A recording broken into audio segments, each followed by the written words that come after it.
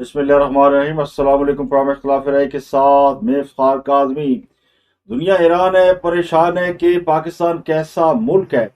एक तरफ जंग रोक रहा है, दूसरी तरफ मुज़ाकरात करवा रहा है, तीसरी तरफ दुनिया भर का मीडिया पाकिस्तान पाकिस्तान कर रहा है। सऊदी अरब में फौजी जवान भेज दिए, अपने त्यारे भेज दिए।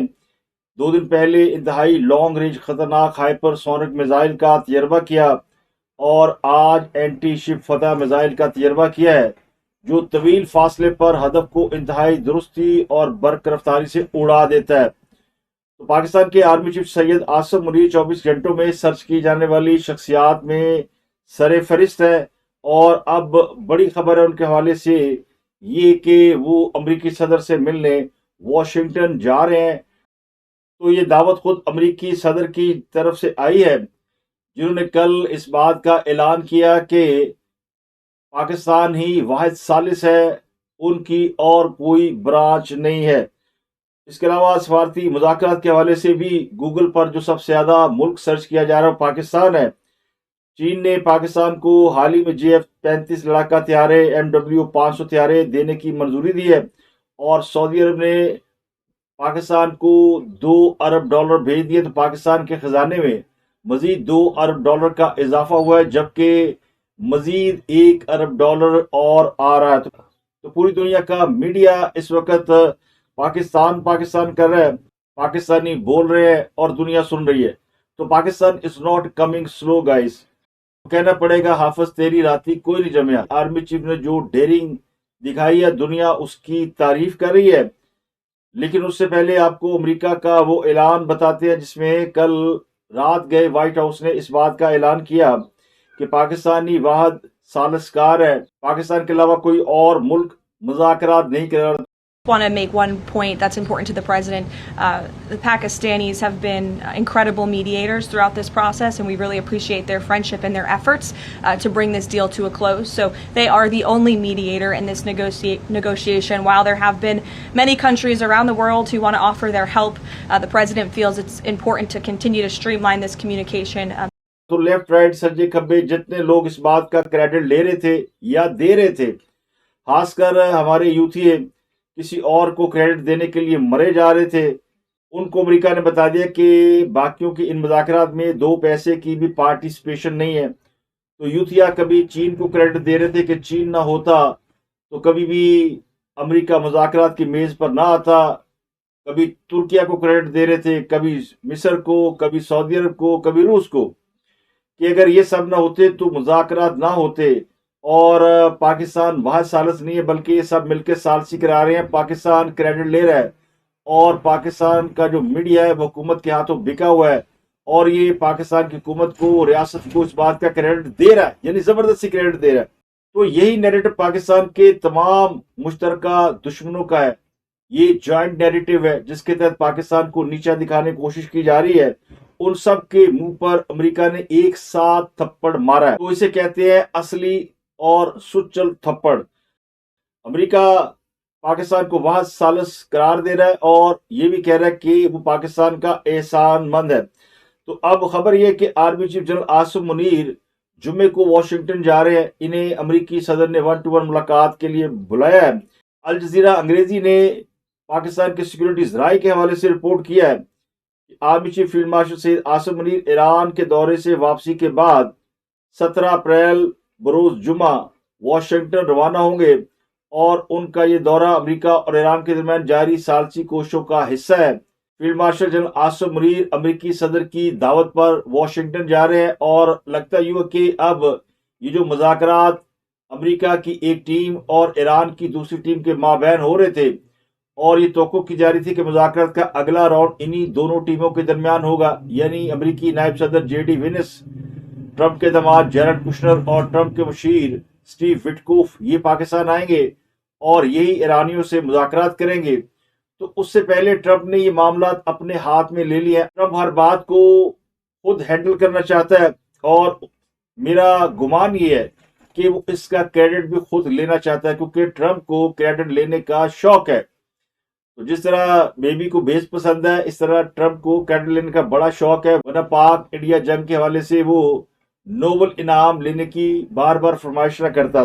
تو field marshal general Asim Munir جنہوں نے ایران کا دورہ کیا اور ایرانی وزیر خارجہ عباس عراقچی سے ملاقات کی، اور یہ طویل ملاقات تھی، اس کے علاوہ بھی ان کی کئی اہم لوگوں سے ملاقاتیں ہوئی ہیں، کیونکہ یہ بہت ہی سیکرٹ دورہ تھا اور اتنا خطرناک دورہ تھا کہ آپ اس کا اندازہ نہیں کر سکتے۔ تو پاکستان کے آرمی چیف کی جرت کو سلام کرنا پڑتا ہے کہ ان خطرناک حالات میں وہ ایران گئے جب پورا ایران امریکہ اور اسرائیل کے نشانے پر ہے۔ اسرائیل کا اس روئے زمین پر پاکستان سے بڑا دشمن کوئی نہیں ہے، اور army chief general Asim Munir سے زیادہ وہ کسی کو خطرناک نہیں سمجھتے، اور یہ پورا ایریا نو فضائی زون ہے جس کے اوپر سے گزر کر پاکستان کے فیلڈ مارشل ایران پہنچے ہیں۔ ایران وہ ملک بن چکا ہے جہاں پر اسرائیل جسے جب چاہے جہاں چاہے نشانہ بنا سکتا ہے، لیکن اس کی جرت نہیں ہوئی کہ پاکستان کے آرمی چیف کی طرف میلی آنکھ سے دیکھ سکے۔ گو یہ بہت بڑا ڈیرنگ ہے، لیکن یہ بہت بڑا رسک بھی ہے، اور یہ رسک پاکستان کا آرمی چیف اپنی قوم اور ملک کے لیے لے رہا ہے، ورنہ فوج کے سربراہ کو اس بات کی کیا ضرورت ہے کہ وہ ان جمیلوں میں پڑے۔ فوج میں اور بھی بہت سے اعلیٰ افسران ہوتے ہیں، D D I S I اس معاملے کو آسانی سے ہینڈل کر سکتے تھے، لیکن وہ اس معاملے میں خود انوالو ہے تاکہ پاکستان کو ترقی کی راہ پر لے جا سکے، اور پاکستان جو خطے میں ایک طاقت بن چکا ہے وہ اپنی اور اہمیت تسلیم کروائے۔ ایک رسک انہوں نے اس سے پہلے اور لیا اور دنیا کو بتا دیا کہ ہماری عسکری ٹیکنالوجی کتنی سالڈ ہے اور دنیا کی سوچ سے کہیں آگے ہے، اور اس بات پر بھی کھلبلی مچی ہوئی ہے کیونکہ یہ انکشاف ہوا ہے کہ پاکستان آرمی و فضائیہ کے اعلیٰ افیشل کو لے جانے والے طیارے افغانستان کی فضائی حدود کے اوپر سے ہوتے ہوئے ایران پہنچے ہیں، اور حیرت انگیز بات یہ ہے کہ جہاز ان تمام ممالک کے ریڈاروں سے غائب تھے۔ جہازوں کی آوازیں سنائی دے رہی تھی اور وہ دکھائی بھی دے رہے تھے، لیکن جب ریڈاروں اور ٹیکنالوجی کی مدد سے انہیں ٹریس کرنے کی کوشش کی جا رہی تھی تو وہاں پر نل بٹا سناٹا تھا۔ تو یہ پاکستان کی ٹیکنالوجی کا وہ نمونہ ہے جسے آپ اسٹیلتھ ڈومیننس کہتے ہیں۔ تو اس نے بڑی بڑی طاقتوں کو پریشان کر دیا۔ تو اس خفیہ مشن کی 3 بڑی ٹیکنیکل کامیابیاں ہیں۔ ریڈار سے بچنے کی صلاحیت، یعنی پاکستانی طیاروں نے ایسی الیکٹرانک وارفیئر ٹیکنالوجی اڈاپٹ کر لی ہے جس نے افغانستان اور خطے میں موجود تمام سینسر کو جیم کر دیا ہے۔ انڈیا بھی اس کو واچ کر رہا تھا، روس بھی کر رہا تھا، افغانستان بھی کر رہا تھا، اور بھی کئی لوگ اس کو مانیٹر کر رہے تھے۔ تو اتنی ہاٹ ایئر سپیس، یعنی امریکی نائب صدر جب پاکستان آئے تھے تو وہ بھی افغانستان کے اوپر سے نہیں گزرے، وہ بھی آذربائیجان اور دیگر ریاستوں سے ہوتے ہوئے ایک لمبا چکر کاٹ کر پاکستان آئے تھے۔ حالانکہ ان کے پاس جدید ترین طیارے تھے اور بیک اینڈ پہ ان کے ساتھ کئی طیارے پرواز کر رہے تھے، لیکن انہوں نے کوئی رسک نہیں لیا۔ ایران جیسی جنگ زدہ اسٹیٹ میں اتر جانا یہ پاک فوج کے اعتماد کی نشانی ہے۔ اللہ تعالیٰ field marshal general Asim Munir کو اپنے حفظ و ایمان میں رکھے۔ ان کی تہران آمد کو اتنا خفیہ اور محفوظ رکھا گیا تھا کہ دنیا کو اس وقت پتہ چلا جب وہ تہران کی زمین پر لینڈ کر چکے تھے، اور ایران سے وہ کب نکلے اور وہ کس طرف جا رہے ہیں یہ بھی کسی کو نہیں پتا۔ تو ان کی جو ایکٹیویٹی کی انفارمیشن ہے اسی طرح وہ سامنے نہیں آ سکی، لیکن یہ بات ہے وہ صرف معاہدے کا ڈرافٹ طے کرنے نہیں گئے ہیں۔ تو جو لوگ یہ دعویٰ کر رہے ہیں کہ جنرل عاصم منیر ایران اس لیے گئے ہیں کہ وہ معاہدے کے خد و حال طے کر سکے، ڈرافٹ پر کام کر سکے، تو اپنی غلط فہمی دور کر لیں۔ معاہدے کے ڈرافٹ پر ڈپلومیٹک لیول پر کام ہو رہا ہے اور یہ کام سول حکومت کر رہی ہے۔ جنرل عاصم منیر جو کام کر رہے ہیں وہ ایران اور امریکہ کے درمیان کسی ممکنہ غلط فہمی کو روکنے کی کوشش کر رہے ہیں، یعنی کوئی ایسی مس کیلکولیشن نہ ہو جائے جس سے یہ آگ دوبارہ بھڑک اٹھے۔ تو جو آگ بجھائی گئی ہے اس کو بجھا رہنے دیا جائے، اس پر وہ کام کر رہے ہیں، اور وزیر اعظم شہباز شریف بھی یہی کام کر رہے ہیں۔ کل وزیر اعظم شہباز شریف 2 گھنٹے شاہ سلیمان سے ملے اور جو کچھ اس خطے میں ہونے جا رہا ہے اس کے بارے میں کھل کر بات ہوئی ہے، اور ان کے سعودی عرب پہنچنے سے پہلے سعودی عرب نے پاکستان پر ڈالروں کی بارش کی اور پاکستان کے خزانے میں $2 ارب جمع کرا دیے ہیں۔ تو یہ 15 اپریل کو پاکستان کے خزانے میں جمع ہوئے ہیں۔ اسٹیٹ بینک آف پاکستان نے آج اس بات کی تصدیق کر دی ہے کہ پاکستان کے خزانے میں $2 ارب آگے ہیں، اور سعودی عرب نے پاکستان کو $3 ارب دینے کا وعدہ کیا ہے، اور چونکہ متحدہ عرب امارات کو ہم نے اگلے چند دنوں میں $2 ارب واپس کرنے ہیں، تو جتنے ہم نے امارات کو واپس کرنے ہیں اتنے سعودی عرب نے پاکستان کے خزانے میں فوری جمع کرا دیے ہیں اور مزید ڈالر دینے جا رہے ہیں۔ اب وہ قطر پہنچے ہیں، انہوں نے ترکیہ جانا ہے، تو وزیر اعظم شہباز شریف اپنا اسٹیٹمنٹ شپ انجوائے کریں جو کہ پولیٹیشین کو کرنا چاہیے، اور اس کو وہ استعمال بھی کر رہے ہیں۔ سعودی عرب میں جیسا ان کا فقید المثال استقبال ہوا ہے، اور اب قطر میں جس طرح استقبال ہو رہا ہے، ملاقاتیں بھی ان کی تمام اعلیٰ حکام کے ساتھ ہے، ان کا استقبال بھی کرنے والے بڑے لوگ ہیں، تو ان سب ایکٹیویٹیز نے پاکستان کی عزت میں اضافہ کیا ہے۔ تو پاکستان نے حال ہی میں اسلام آباد میں امریکہ ایران کے پہلے راؤنڈ کی میزبانی کی تھی، اب دوسرے راؤنڈ کی تیاریاں کی جا رہی ہیں، لیکن ان تیاریوں سے پہلے ہی دنیا کو ہر لمحہ سرپرائز مل رہا ہے، اور اب اس پورے کھیل کے اندر، اس پوری گیم کے اندر جنرل عاصم منیر کلیدی شخصیت بن چکے ہیں۔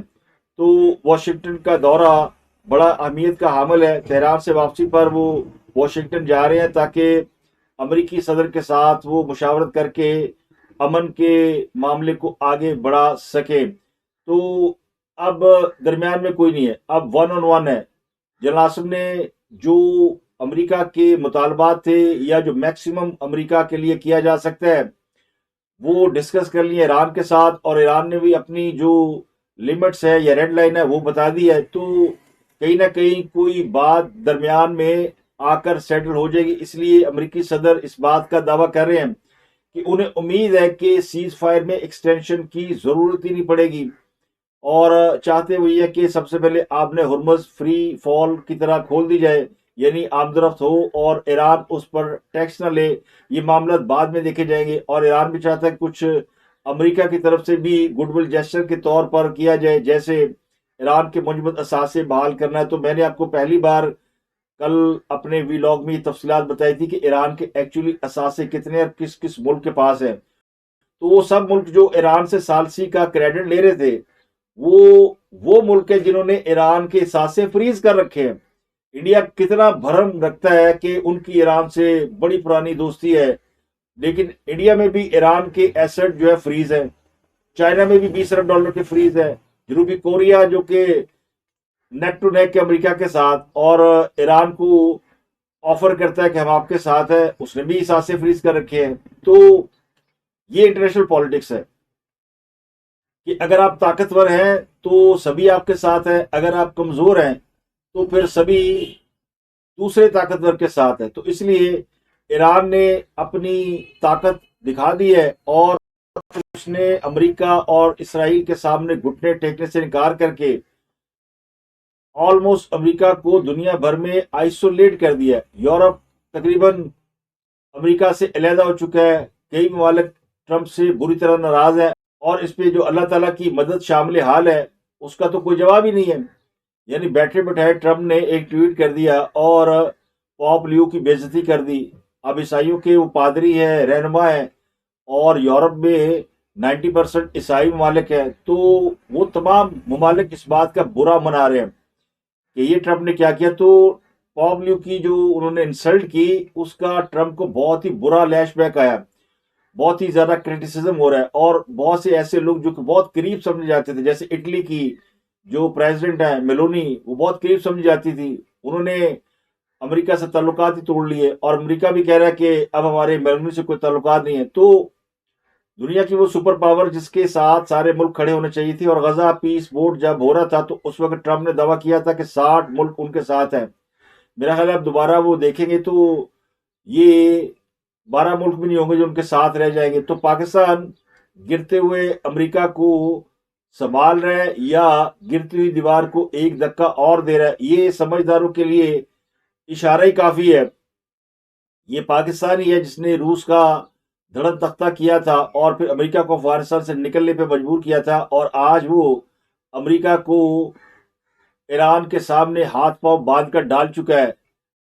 تو یہ پاکستان کی بڑی کامیابی ہے۔ گو ہم ذرا ملنگ قسم کے لوگ ہیں اور زیادہ ڈینگے مارتے نہیں ہیں، لیکن دنیا اس کو مان رہی ہے کہ پاکستان کے پاس پیسہ ہو نہ ہو، لیکن پاکستان کے پاس جو دماغ ہیں وہ بہت تیز ہے اور ان کا دنیا میں کوئی مقابلہ نہیں کر سکتا۔ دوسرا، پروپیگنڈا وار بہت تیزی سے جاری ہے اور امریکہ کا جو میڈیا ہے وہ بار بار یہ خبریں دے رہا ہے کہ ٹرمپ فوج بھیج رہا ہے اور مزید طیارے آ رہے ہیں۔ ایک بڑا بحری بیڑا جو کہ $1.5 ارب مالیت کا ہے وہ بھی افریقہ سے مڈل ایسٹ پہنچ چکا ہے۔ تو یہ تاثر دینے کی کوشش کی جا رہی ہے کہ ٹرمپ جنگی تیاریاں کر رہا ہے اور وہ ایران پر زمینی حملہ کر سکتا ہے۔ تو یہ پروپیگنڈا وار فیئر کا ایک حصہ ہوتا ہے کہ مخالف پر پریشر بڑھایا جائے۔ تو ابھی لگ ہی رہا ہے کیونکہ ٹرمپ جس نے آبر ہرمز کا گھیراؤ کرنے کی، ناکہ بندی کرنے کی دھمکی دی تھی، وہ یہ کام تو نہیں کر سکا۔ تو اب وہ اگر ٹائم گین بھی کر رہا ہے تب بھی، اور اگر وہ ایران پر حملہ کر دیتا تب بھی، امریکہ کے پاس اب وہ طاقت نہیں ہے کہ جو دنیا اس کے ساتھ کھڑی ہو سکے۔ اور امریکہ اس قدر پاکستان پہ انحصار کر رہا ہے کہ باقاعدہ وائٹ ہاؤس کی ترجمان نے کل آ کے کہا کہ ہماری کوئی اور برانچ نہیں ہے۔ تو میں اسے گڈ ول جیسچر کے طور پر لیتا ہوں، کیونکہ جو اصلی اور کھرا مال بیچتے ہیں وہ ہمیشہ اپنے گاہکوں کو بتا دیتے ہیں کہ کسی اور برانچ سے مال مت لیجیے گا، کوئی اور ہمارے بہاف پہ آپ سے بات کرے تو بات مت سنیے گا۔ تو امریکہ یہی کہہ رہا ہے۔ متحدہ عرب امارات کے جو وائس پریزیڈنٹ ہیں انہوں نے ایران کے وزیر خارجہ کو فون کیا تھا، یعنی یہ جنگ کے بعد پہلا بڑا رابطہ ہے۔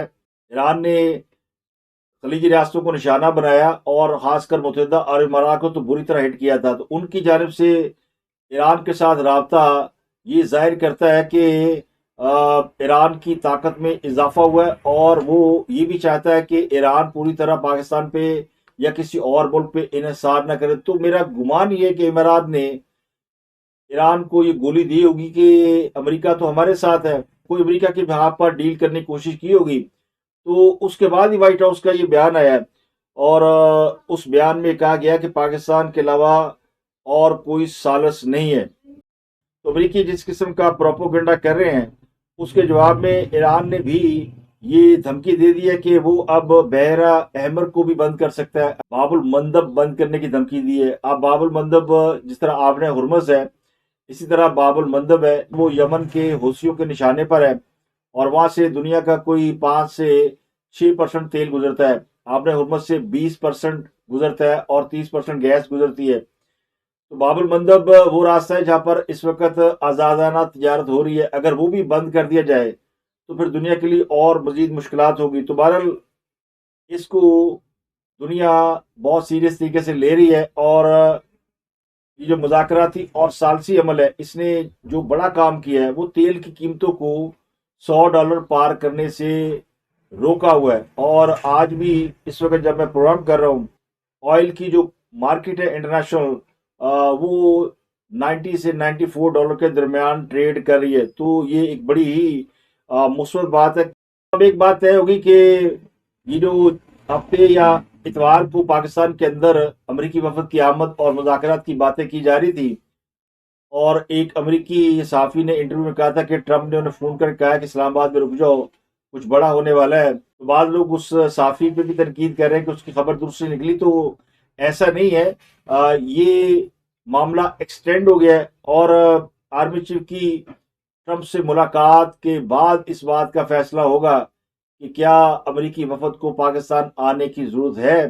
اور میرا خیال ہے کہ وہ پاکستان آئیں گے ضرور، کیونکہ ڈرافٹ کی حتمی شکل یہیں پہ طے کی جائے گی۔ لیکن ابھی تک پاکستان کے سیکورٹی ذرائع نے جنرل آصف منیر کے دورہ واشنگٹن کی باقاعدہ تصدیق نہیں کی یا اعلان نہیں کیا، اور غالب امکان ہے کہ وزیر اعظم کی وطن واپسی کے بعد ہی امریکہ ایران مذاکرات کے اگلے دور کی تاریخ کا فیصلہ بھی ہو جائے گا۔